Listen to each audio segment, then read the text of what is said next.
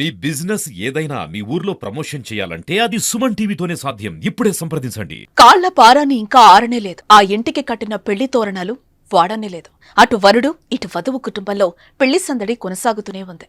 బంధువుల హడావిడి సంబరాలతో ఆ ఇళ్లు కళకళలాడుతున్నాయి. పెళ్లి బాజాలు ఇంకా ఆ కుటుంబ సభ్యులతో పాటు గ్రామస్తుల చెవిలో మారుమోగుతూనే ఉన్నాయి. పెళ్లి బాజాలతో కొన్ని రోజుల క్రితం సందడిగా ఉన్న ఆ ఇల్లు నేడు కుటుంబ సభ్యులు బంధుమిత్రుల రోదనలతో తల్లడిల్లిపోతోంది. గుండెలను పిండేస్తున్న ఈ విషాద ఘటన జగిత్యాల జిల్లాలో చోటు చేసుకుంది.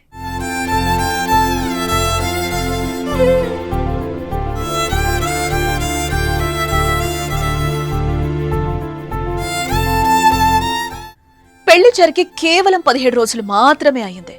భర్తతో హైదరాబాద్లో కాపురం కూడా పెట్టింది. ఇక తన కూతురు జీవితం సంతోషంగా ఉంటుందని భావించారు తల్లిదండ్రులు. అయితే అంతలోనే షాకింగ్ నిర్ణయం తీసుకుందా నవవధువు. ఏ కష్టం వచ్చిందో ఏమో కానీ ఉరివేసుకుని ఆత్మహత్య చేసుకుంది.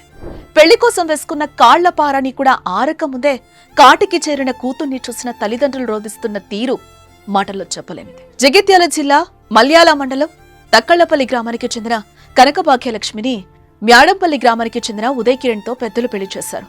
ఆగస్టు 18వ తేదీన కుటుంబ సభ్యుల సమక్షంలో అంగరంగ వైభవంగా వివాహం జరిపించారు. ఉదయ్ కిరణ్ హైదరాబాద్ లో ఎలక్ట్రీషియన్ గా పనిచేస్తున్నాడు. దీంతో పెళ్లైన కొన్ని రోజులకే హైదరాబాద్ లో కాపురం పెట్టారు. ఈ క్రమంలోనే తాజాగా భాగ్యలక్ష్మి తల్లిదండ్రులు హైదరాబాద్కి వెళ్లారు. అక్కడే ఒక రోజుండి కూతుర్ను తీసుకుని స్వగ్రామం తక్కళ్లపల్లికొచ్చారు. కుటుంబ సభ్యులతో సరదాగా గడిపిన భాగ్యలక్ష్మి ఏమైందో ఏమో కానీ బాత్రూంలో ఉరివేసుకుని ఆత్మహత్యకు పాల్పడింది.